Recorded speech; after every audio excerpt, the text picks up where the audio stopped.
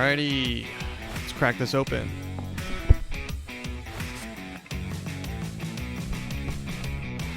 Yo, ladies and gentlemen, welcome to another episode of the AfroMattt Show. I'm your host, as always, AfroMattt, and this is episode 114. That's 114 of these episodes. It's crazy. It blows my mind every time I start one. It's a little sad, but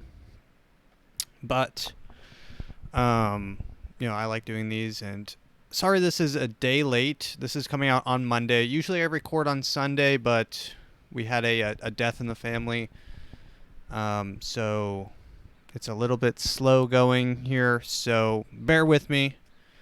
It wasn't like my mom or dad or anything. It was our dog, but still equally as distressing, probably.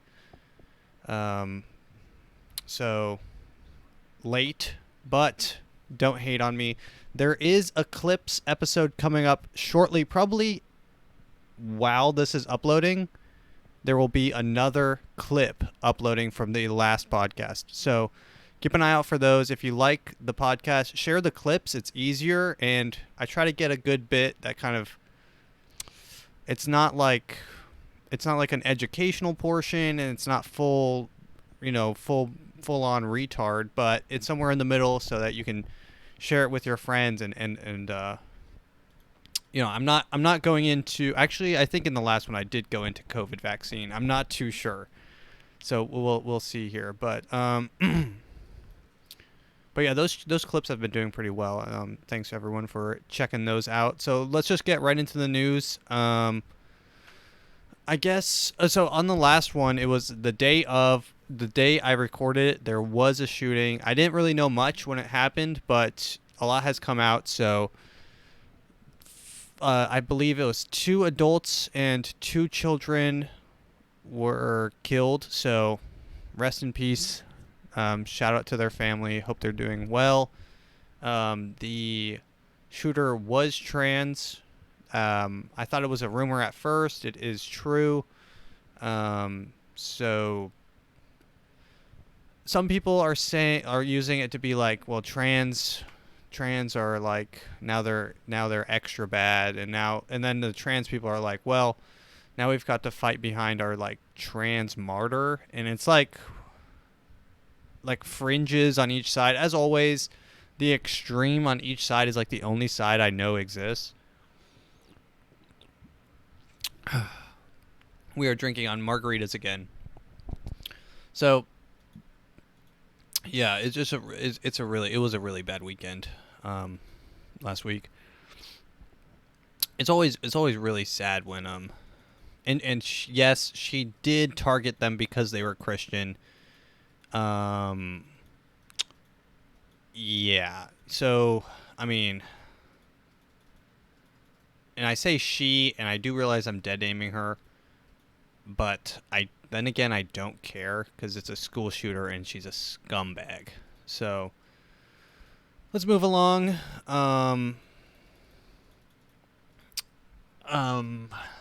Let's see, just what we needed. Here we go.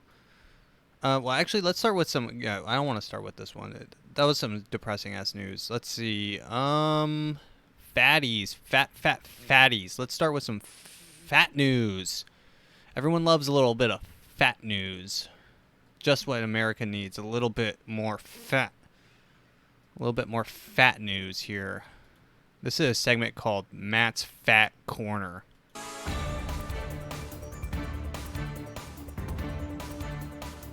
Lizzo on the mic. Let's throw it over to Lizzo. I imagine a news studio, and they're like, let's throw it over to Lizzo, and then the camera pans to Lizzo, and she's literally just twerking, and then there's like she's surrounded by an entire group of like everyone's applauding. They're like, well, Lizzo, that was insightful. Now back to Jan with the news. Let's throw it over to Lizzo. Lizzo, what's going on in the I feel like they would have Lizzo on as like if Lizzo was on a news program, she would probably be like the sassy black lady, like the Whoopi Goldberg kind of person. They would throw it over to her, get her sassy take, and then they would bring it back. So they're like, seems to be a tornado ripping through Arkansas. Lizzo, what's your take? And then she's always just twerking. She's like just twerking that huge ass. And then it comes back to Bill, and Bill's like, wow, I really didn't think about it that way. You've changed my perspective on all tornadoes forever. And then there's that one white girl. Well, you have to take into account, and then they kind of go back and forth. Lizzo, it just flips between Lizzo's twerking ass and then her talking. Lizzo's twerking ass, her talking. And it's just like she's having a full-on conversation with the twerking ass. That would be kind of a fun sketch. Write that down. All right, so fat news. Here we go. 77% of young Americans are too fat, mentally ill, on drugs, and more to join the military. Pentagon study finds. A Pentagon study revealed that 77% of young Americans do not qualify for military service without a waiver due to being overweight, drug use, or mental or physical problems. You know, I feel like maybe subconsciously we might be doing this to avoid going to stupid, retarded wars. And you know, like all sense of like honor or duty to our country has been slowly like drilled from our heads over the course of our entire lives, because we have been at war with a country for no reason for like my entire lifetime. Who would want to go to war? So yes, it makes sense that 77% of young Americans are too fat. Like we're eating poison. Check. Drug use. Yes, we're trying to escape. And I'm not saying I use drug. I am drinking right now, which is technically a drug. And caffeine's a drug, but they're talking about drugs, you know. 77% are overweight. Yes, we are only fed poison. Thank you. Overweight. Yes. Check. Drug use. Yes, we are trying. Yes, because this country is in a state of constant bombardment on our senses, our ability to think, you know, the news, everything is just a constant bombardment of just shit everywhere. There's just so much shit everywhere. And I was having this conversation with my father and my brother, and it's like the world is, I feel like, a 100% worse place to live now than it was like in probably the 70s. And I'm talking, I don't know how it was for women back in the 70s. I'm talking as a male, because the 70s must have been badass, but I'm not saying it for those reasons. I don't want to take a time machine to go goose women in the office. That's not why I'm saying 70s is better. I'm saying like I saw this study, and we're going to take a tangent here. I saw this study about color slowly disappearing from our world. Let's see. Color is disappearing. You know, I drove by, and since I'm in real estate, quote unquote, I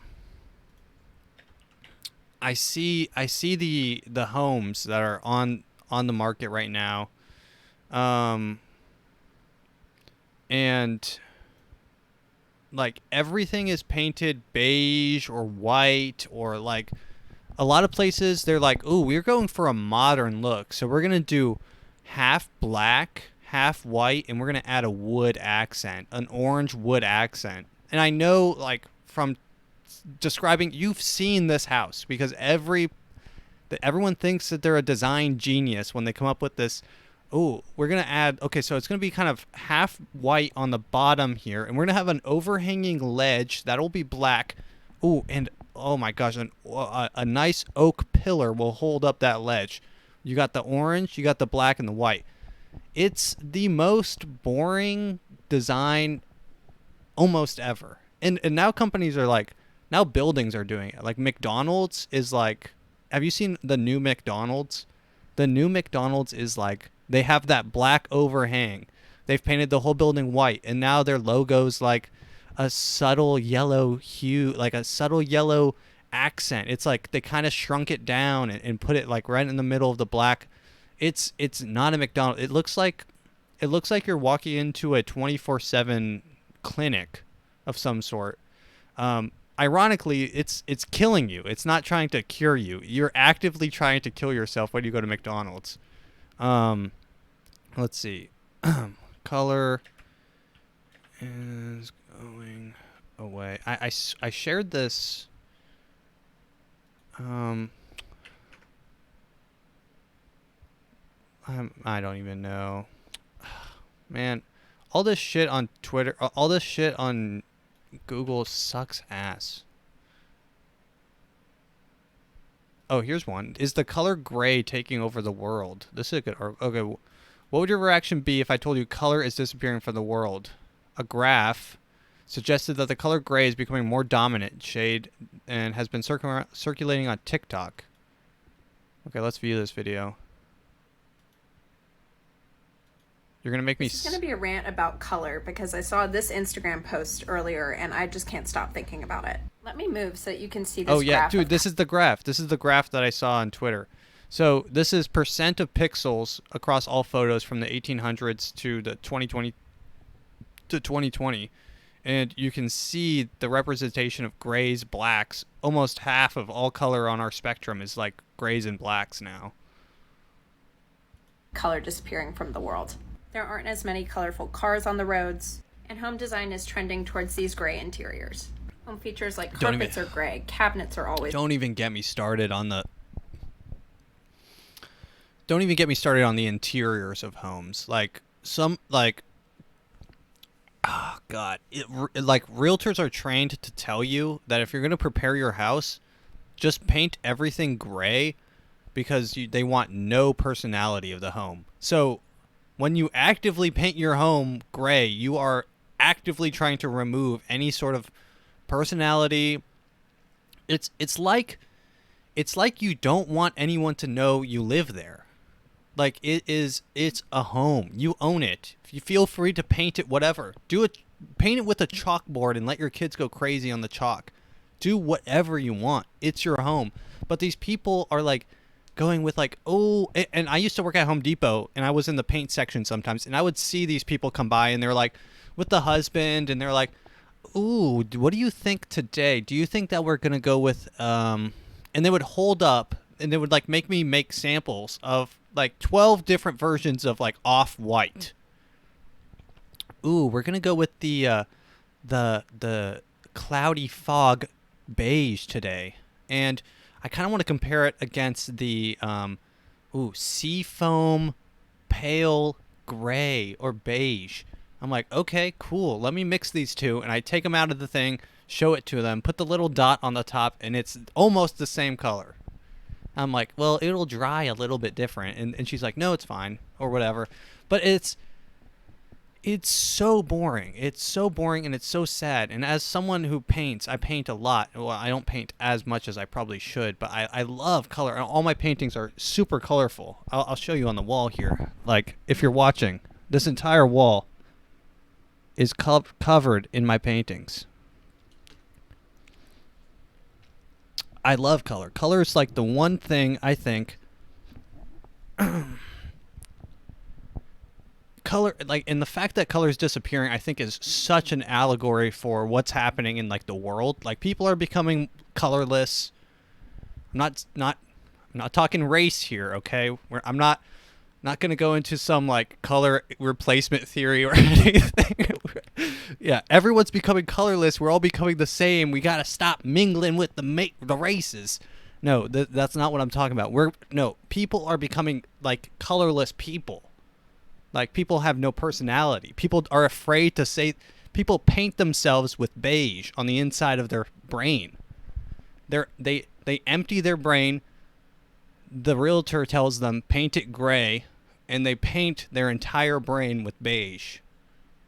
And then they just walk around as, like, some weird beige beige man on display, completely devoid of any sort of personality or opinions, or there's no personal photographs or anything just floating around, and they just kind of bounce around. You see these people, they bounce around. You see them at coffee shops. They're in line, scrolling on TikTok, staring blankly ahead. They ask you. These are like the definition of like the NPC type people. They just fill a void, and you don't know what's going on in their head, and there might be nothing going on in their head, and that's like bliss. That's bliss for them. But let's continue with the TikTok. Always white. And outside of the home, big businesses are losing their recognizable looks as they streamline towards this minimalist style. We're losing individuality. There's a picture of the McDonald's. It literally is the same look. Black, white with a wood accent.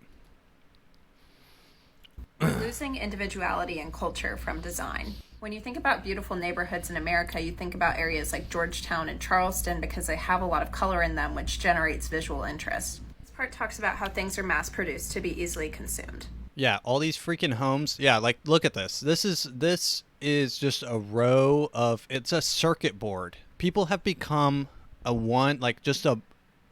this is a circuit board of homes. If you're just listening, this is a sky view of one of those cookie cutter neighborhoods. All the homes look the same. Oh, but they let you choose a different floor plan. Yes, but they're all the same, really. They're all the same, okay? Shut up. First off, shut up. First off, shut the fuck up, okay?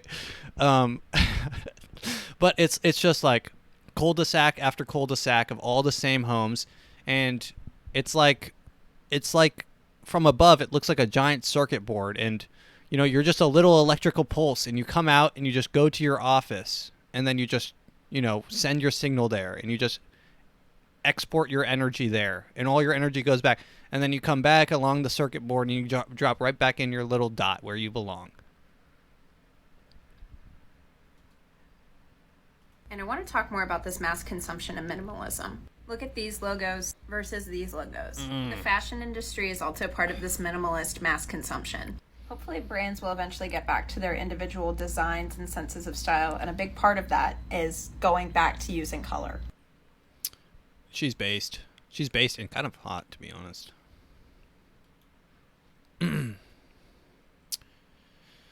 Yeah, I don't know. It's like we're just like slowly becoming we're just gonna live in pod. Everyone's gonna be like, everything just looks like a pod. Like what I imagine in the future, a pod. Like, you know, you'll be employee number 455. Please enter your pod for nap time. And then you just, you know, sleep. Like everyone just lives in these. That's what I imagine. These white and gray pod. They're just pods. There's nothing. You don't live in them. You're currently residing in them, but you're not living in them. They're not yours almost. And I have a couple theories as to why color's going away. I saw someone say like, because and these are a couple theories as why color is disappearing. Like some people were saying that since we're so overly stimulated on our phones of colors that we can't even imagine, colors that don't appear in nature, colors that are so vibrant and bright and in your face, and you know, we don't see them in nature. We are trying to subconsciously surround ourselves with things that are not that, really. I don't buy that one, because I think that we would want to surround ourselves with not the lack of color, but an over amount of like natural color. So we want to surround ourselves with like green grass and all this shit, right? Wood chips. We just start filling our rooms with wood chips. I don't know. Another theory that I had is, or actually my dad had this theory. He said that he thinks it's the car companies that started this whole thing, because when you're making a car and you send it off the factory, you have to account for how many of each color you're going to produce. So you have to kind of take a guess at, how many people are going to buy red cars, so you don't have like extra stock left. Like you don't want to make 1 billion red cars and only 100,000 buy it, right? So they have to make a guess on how many red cars to send out, how many white cars, how many gray cars. But over time, these companies have realized that making the blue car and the green car and the yellow car, we can't send out all these cars because we can't predict them that closely. So we're gonna stick to red, we're gonna stick to white, we're gonna stick to gray, and we're gonna stick to black. Those are the only 3 colors that you can choose, only 4 colors that you can choose from, right? It makes it really easy for the car manufacturers, and even with cars, like cars used to be 2-tone, and now they're literally only 1-tone. That's like as obvious of a change as you can get. They were 1-tone. They were 2-tone. Some cars were 2-tone. Now they are just 1-tone. Some cars had like a wooden accent on it, and I know I just shit on a wooden accent, but it's like car design. I listened to Sam Hyde, and he actually graduated from a very prestigious design school, so he's kind of an expert on this. He said that his gripe with design, it starts and ends with cars. It starts with cars. I mean, to be honest, he hates cars because in the past when you were designing a car, you had to sculpt it and draw it, and they were sculpting from clay. It was a very artistic practice, but now we have like AutoCAD and 3D rendering software that makes it obsolete to be an artist to do it. You get on the computer.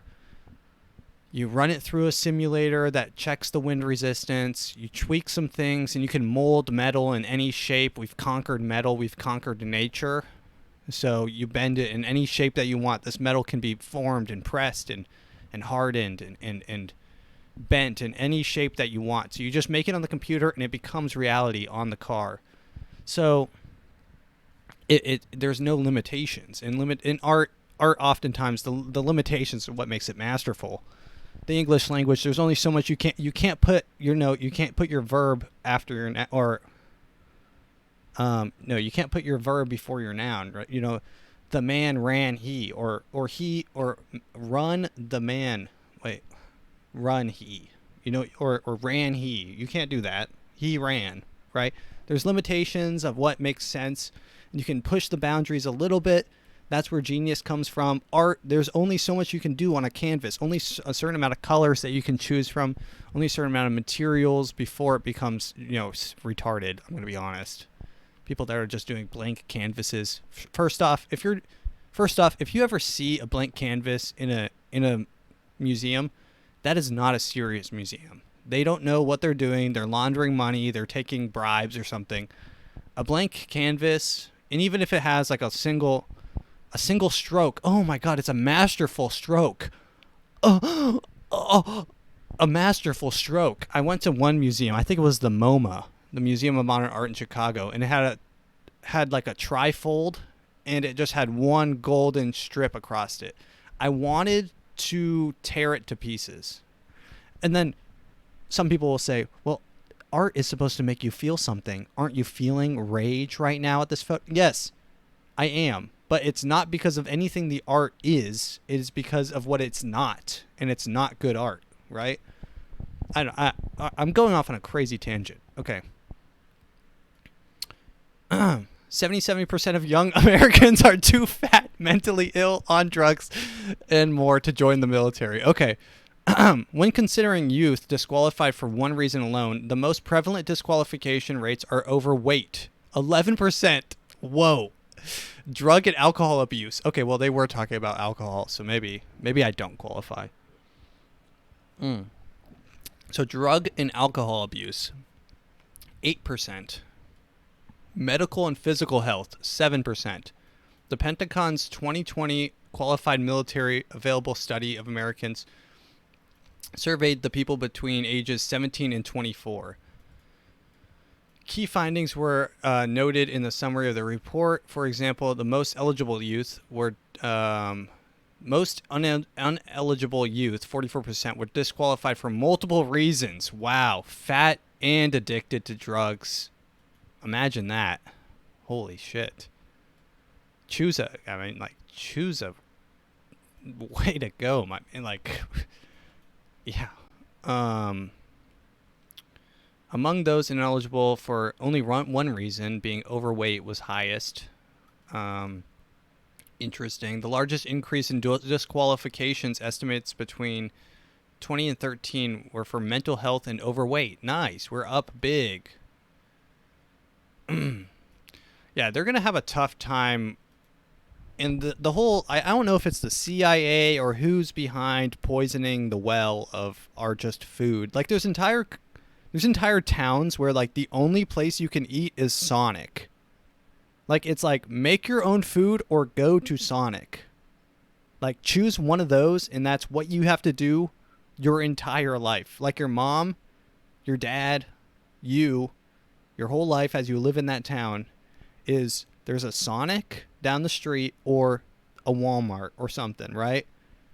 That's like, there are whole towns where it's just like that. They're called, like, food deserts is what they call them. And it's like there's McDonald's or a Sonic. That's like, pick your poison, literally.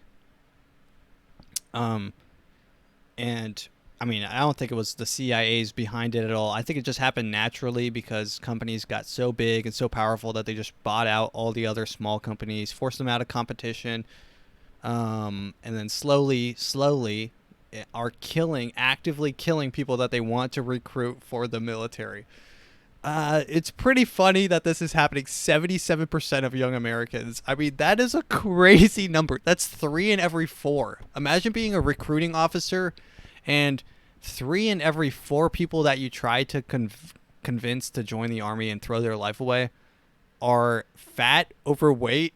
So fat, they're either obese, they're actively addicted to drugs and alcohol, or they are they have a mental or physical health problem. I mean, that's crazy. That's a tough job. Those recruiters are such scumbags, though. I used to work at Home Depot, and this guy came through my line one time, and he's like, I may have told this story on this podcast before, but he's like, how long you been working here at Home Depot? I'm like, I don't know, a year. He's like, you ever think about doing more, boy? He called me boy.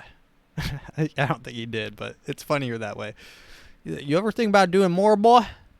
I said, well, not right now. He's like, you ever think about joining the military? And I'm like, I had a line at this point. He's like checking out. He's like putting his card in the thing. I'm like, no. He's like, hey, how about you talk to me? How about you swing by our recruitment center sometime? When are you off next?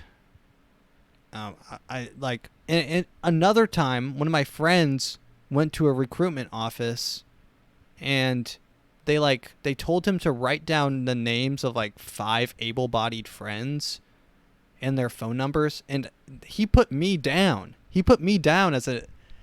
I'm like, dude, don't do that. I would never join the military. Fight for this country. This country's constantly fighting me. Fight for this country. I'm fighting this country actively. Like, okay, whoa, pause.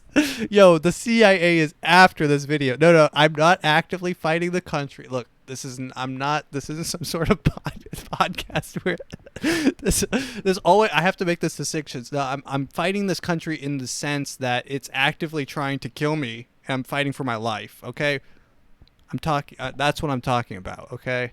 It's fighting for my mental faculties. It's trying to stamp the creativity out of everyone's life. It's a constant fight is what I'm trying to say. Okay, there's no physical fight happening. Okay. God. Okay. Let's continue right along. Okay. Speaking about McDonald's, McDonald's is making cuts, coming big time. McDonald's is the first, but don't expect them to be the last. McDonald's temporarily shuts U.S. office as chain prepares for layoffs. Layoff notices and begins layoff to employees. So, interesting. McDonald's Corp is temporarily closing all their some McDonald's workers began to hear that the fate of their jobs on Monday. So they're saying, hey everyone, work from home. You might not come to work next week. So That's always fun whenever you're what does McDonald's corporate even do? Like, I can imagine that there's like, I mean, I guess it's a mega billion-dollar company. There's got to be some corporate.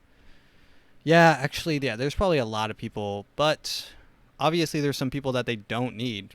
Like, anytime that a company can make that many layoffs, I'm like, so why were they there in the first place? You had that much more business that you needed to hire 40,000 employees to listen to phone calls or something. I don't know what McDonald's does. But I always have a sense that these companies, these billion-dollar companies, are always. I feel like no matter, you could tell me the size of their employee base minus the people in the shops or in the McDonald's or whatever, I would always think that would be way smaller, because it's like, I know it's a multi-billion-dollar company. You've got to have a branch in whatever, Germany, or in a branch in Moscow or whatever. But, I mean, McDonald's like so huge. And you have to have someone who comes up with an idea every now and then. And I know that you have a board of these people, and it's like they all come in and they're like, well, we're working on a new ad. We're gonna have Travis Scott collab with Ice Spice, and we're gonna call it the Travis Ice Spice combo meal. Everyone in the office is shocked. That's the best idea I've ever heard. And then they sell whatever, and then they just count burgers for the rest of the day. All right, everyone, go to your desk. We're counting how many burgers are coming in. How many burgers have we made? There's a website, I think, that counts how many burgers are made at all the time. McDonald's. All right, a little bit of AI news. Okay, do we have an AI noise? Let's see if we have an AI noise here. Do we have a cool AI noise? A freaky... Oh, yeah, this one's probably good. AI. Is it gonna kill us? Or is it gonna control us? It's only one or the other. Alright. Okay, here we go. Clearview AI scraped, get this, 30 billion images from Facebook and gave them to the cops. It puts everyone into a perpetual police lineup. Awesome or what? You might have your face on a perpetual police lineup right now and not even know it. Isn't that really awesome that that can happen? I'm so done. Like, and it's not even hard to see where this is going. Like, I'm not going to pretend to be some prophet who's like, oh my God, I can predict. Look, in the future, guess what they're going to do? They're gonna scan your face. They're gonna be able to. So they're constantly scanning your face already. Let me break that to you. Constantly scanning your face already. But like, it's so obvious where this is gonna go. The slippery slope is your name's on your face is on a watch list. Everyone's face is on a watch list. That face is connected to things you Google. The things you Google goes into the algorithm, and people that commit crimes are also in the algorithm, and it matches how close you are to people that have already committed crimes to set precedent, and then you will start being arrested for things that you haven't done yet because the algorithm tells the police that you are in line to do a crime. You know, like they show up to your door, you're like, I haven't done anything, and they're like, yet. Excuse me, cop? Yeah, we saw that you were Googling, yeah, we saw that you were watching, imagine the algorithm gets so intense. It's like, we saw you were Googling Ben Shapiro, and you know, it's a clear pipeline from Ben Shapiro to Jordan Peterson to Alex Jones to buying rifles, and you 5 years from now are going to be storming the Capitol. And you're just like, whoa, Whoa, man. Whoa. Chill out. I'm not going to be doing any of that. I think that there's a science fiction movie named after it, but a controversial facial recognition database used by police departments across the nation was built in part with 30 billion photos the company scraped from Facebook and other social media users without their permission. This company's CIO recently admitted creating what the critics call a perpetual police lineup, even for people who haven't done anything wrong. The company, Clearview AI, also, if you know where this place is, pay them a visit. In a nice way. Show up and say, what's up? It's time for violence. Kidding. Jokes. Boasts of its potential for identifying rioters in the January 6th attack. Wow. Oh my God. Saving children being abused or exploited and helping exonerate people wrongfully accused of crimes. That's kind of cool, but is it worth it? It's being used in cases in Detroit and New Orleans. Clearview took photos without the user's knowledge. Its CEO, Juan Ton, acknowledged that in an interview last month with BBC, doing so allowed for the rapid expansion of the company's massive database, which is marketed on its website to bring justice to victims. To bring justice to victims. We are all victims. If your face was grabbed by this AI company, you are a victim. Bring justice to us and kill. Oh, hold up. Not yourself. Don't kill yourself. Kill your company. Okay? Kill your company. I don't know where this is going to go, what they're going to do. Someone's face is going to be used to solve a crime. You're going to be pulled up. Your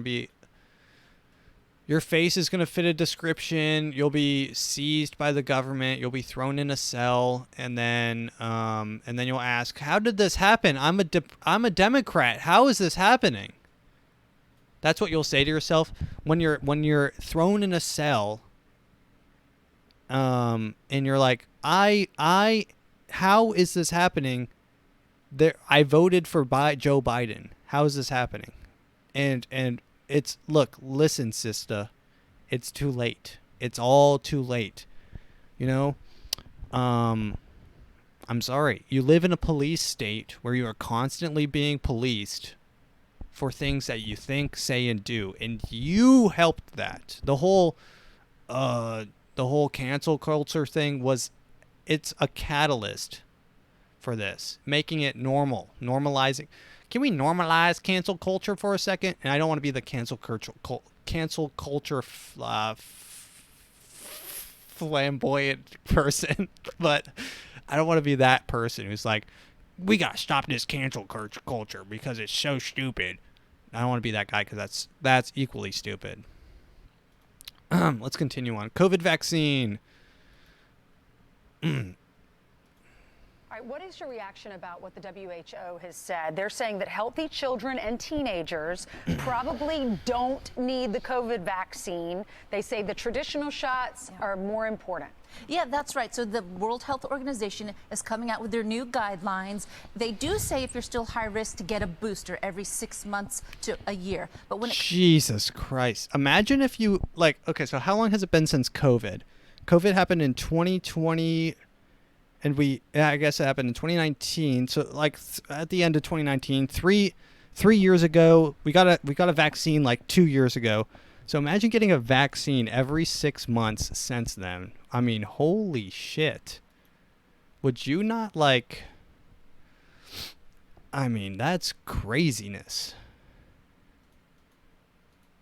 But I know that these people exist because they're out there wearing their mask and they're like, yo, I'm the mask guy. I'm the mask guy. Comes to age 6 months of age and up to 17 years of age, that's not recommended for most young teenagers. And that makes sense. Kids, they are the lowest risk group when it comes to severe complications with COVID. And on top of that, we've reached a level of population immunity. Many children, more than 88%, have already had COVID. So they have that protection from natural immunity.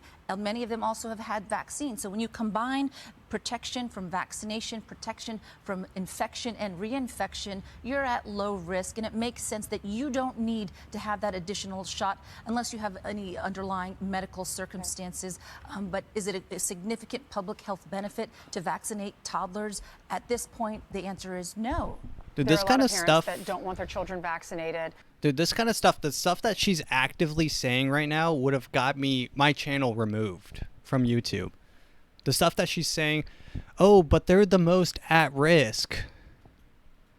Or, I mean, they're the least at risk. Yes. Okay. Yes. I have said that. And I have been like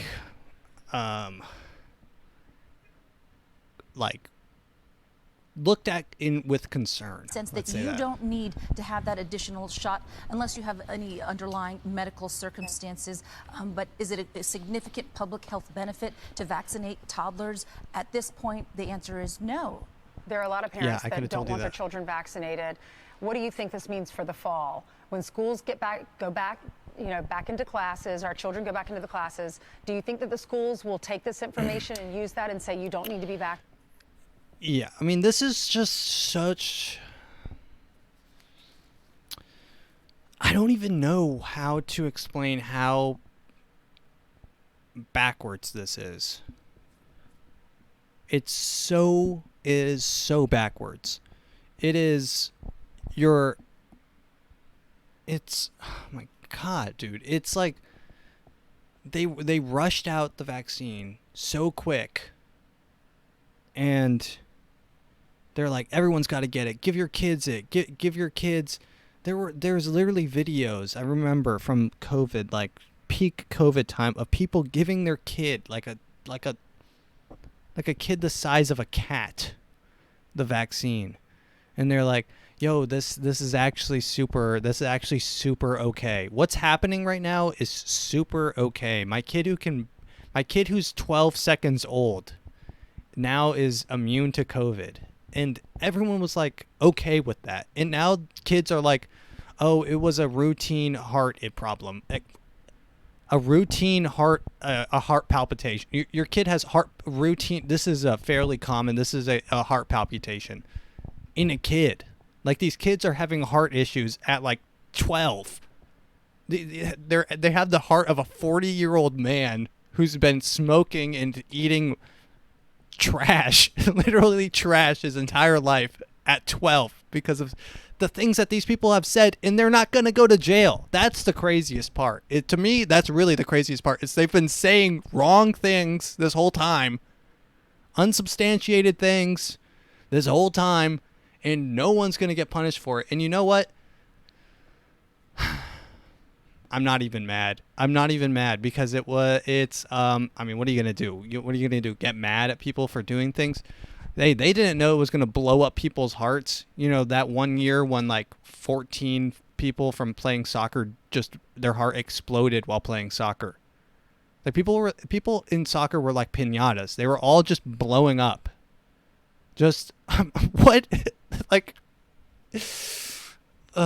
Christ. I mean, I don't have the COVID vaccine. Thank God. I'm not getting that shit. Blows your heart up. It blows your heart up. Okay?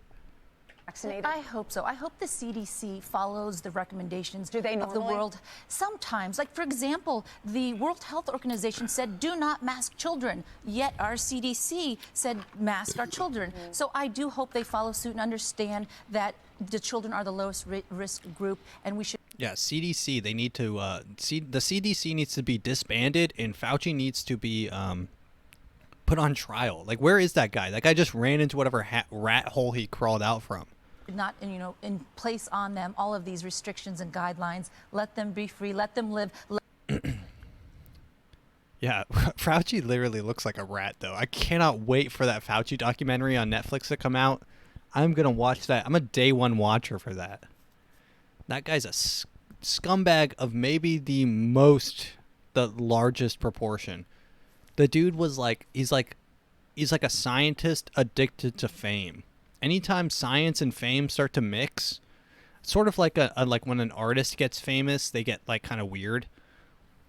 Same with like music people, like what is his name? Sam Smith. He becomes like a fat gay lesbian person.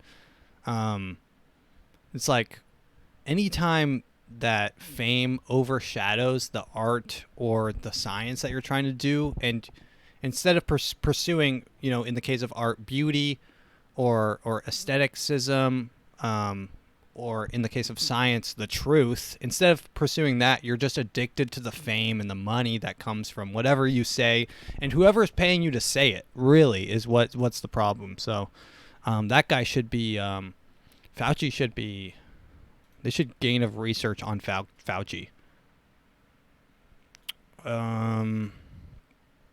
The US dollar in China. Economics experts issue dire warning on serious threat faced by US dollar. It's inevitable, they say. So I think this has to do with China. It has been the dominant source of world trade. Transactions are made in the U.S. dollar. And as I mentioned, it's been the safe haven for most countries across the world to park their money in dollars. But in 2014, in response to the Russian invasion of Crimea, China and Russia began the process of de-dollarizing their particular You'll never catch me de-dollarizing, to be honest. I always stack that bread high. Business dealings. China wants to become the world's largest reserve currency.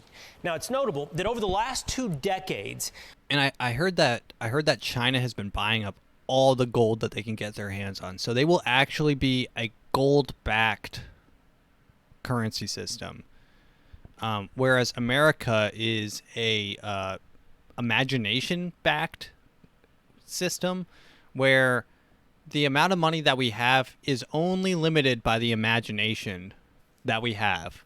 So we can type in any number, and then all of a sudden we have that much dollars. Well, since World War II, the U.S. dollar...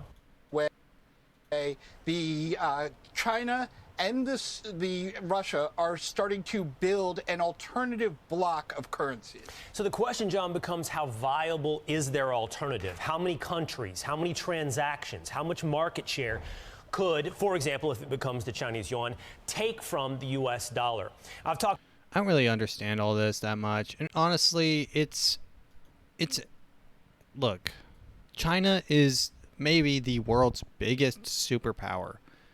And it really only is a matter of time before they take over everything.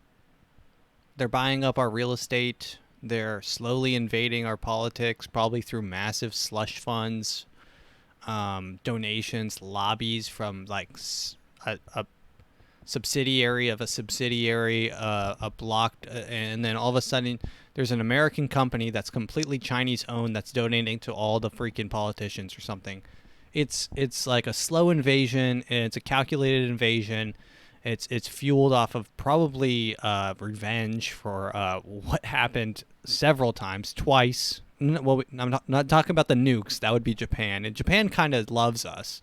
Japan kind of is like super into American culture. They're like driving. They made all their cars after we dropped nukes on them. It just like reverted them all to like love America for some reason. After we dropped nukes on them, all their cars became small versions of American cars, and then they made like a ton of television shows and like dramas and soap operas and K-pop and all that stuff kind of like popped off. So I guess that would be J-pop. So Japan is pretty chill, I think. Japan's with us. Actually, I don't know. I don't think Japan's with us. Okay, let's go to TikTok time. TikTok time. This one's pretty funny. I ordered a thing of... This is like that girl who's like, a day in the life. What I eat in a day. I ordered a thing of fries, and I only ordered one, but for some reason they gave me two. For some reason. I will not be eating this. Oh gosh, I love that. She takes 2 bites out of the massive plate of mac and cheese. I will not be eating the rest of this, guys. After this video, I repeat, I will not be eating the rest of this. Trust me. Okay. Oh, here's a military recruitment video. This one's pretty funny. This is like a video from, I guess, within a military base. Everyone has their... So these are probably new recruits. And they're being, hazed at someone with a big hat. Right? These people have big hats, and that makes them important. They went through whatever they're going through, so now they have a big hat. And now they get to yell at people with no hats and bald heads. So this man with the big hat is yelling at all these new recruits with no hats. And I guess maybe I'm reading a lot into this, but I think this guy may have done a dance or something, and he thought it was funny, so now they're just yelling at him to do his dance. Do your dance. Get up and do it. Get up and do it. Do your dance. Do it. Do it. Do it. Do it. Yeah, do it. Do it. Look at that dance. That dance is so cool, though. Hey, down. Do your dance. Sit down. Sit down. Just do your dance. Sit down. Matter of fact, do your dance in the chair. Make the chair rock. Make your chair rock. Something funny, Jones? Yeah. Something funny? You want to dance? Something funny, Jones? Yeah. I mean... Something funny, Jones? Yeah. Something funny? You want to dance? Yeah, that's funny. That's classic. I love those guys. Those guys. Who do you think I am? But now they can't yell at people because people are too gay. I mean, they wouldn't yell at me. I've already told you that. I've already talked about this on the podcast, but this is another reason why I would never be able to be in the army is the second that person yells in my face, I'm going to spit in their mouth. The most disrespectful thing I can think of is spitting in their open, screaming mouth. I see their, like, I can see it vividly right now. I picture it. The bald man is yelling at me. His face is super red. His veins, you can see his veins on his neck and he's yelling words directly in my face, but I'm not hearing a single word, and I'm just thinking of ways to ruin this man's day. So I while he's talking to me, my mouth is closed. I'm rolling up the fattest loogie, and I just launch it into his open mouth while he's screaming whatever he's screaming at me. Sir, yes, sir. He's like, you did not just, everyone do laugh. Everyone beat this man up. You would tell everyone to beat me up because that's just how they are. They're like cops. They're just small men, small, empty, beige men, painted their brains completely. When you join the army, the thing about the army is, and to bring it back to colors here, they come in, the whole point of the army is they come into your home, which is your domain, your brain. Your brain is the only thing that you have that's completely yours. Even if you were locked in a completely white, empty, locked and closed your eyes, and you were just shoved in a box, you still have your brain. That's the only thing that you really have in the end.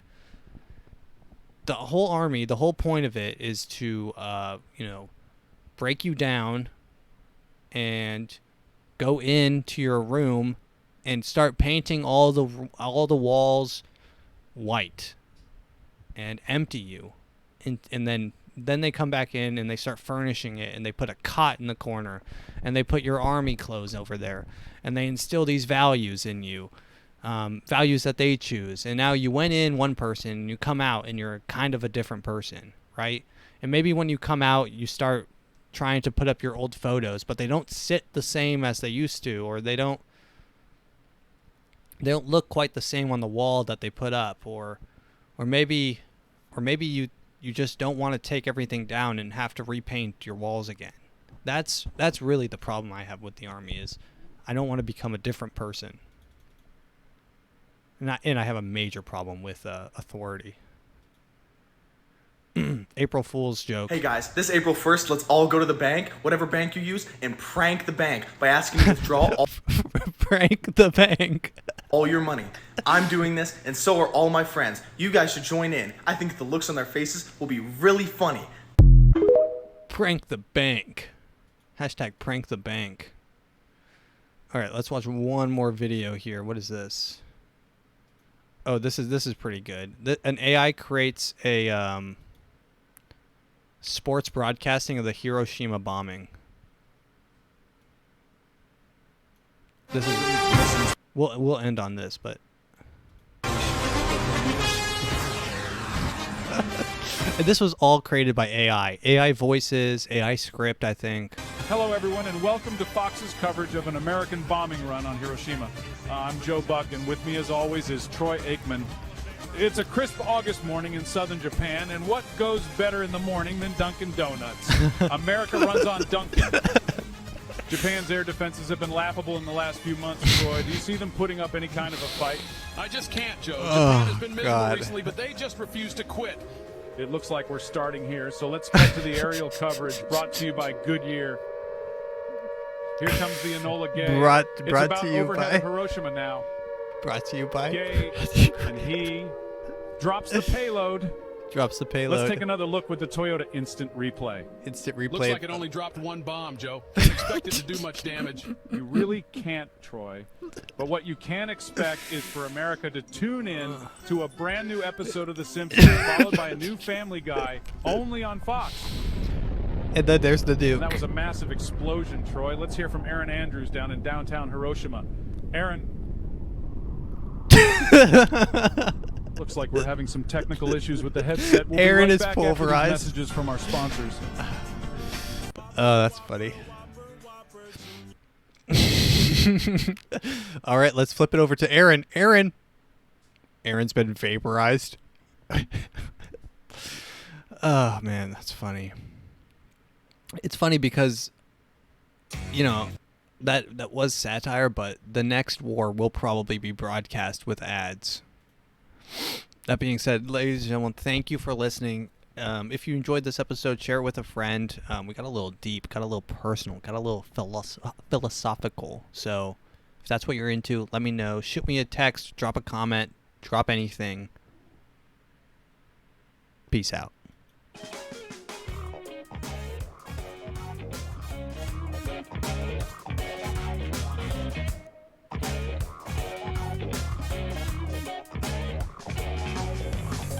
Thanks for listening.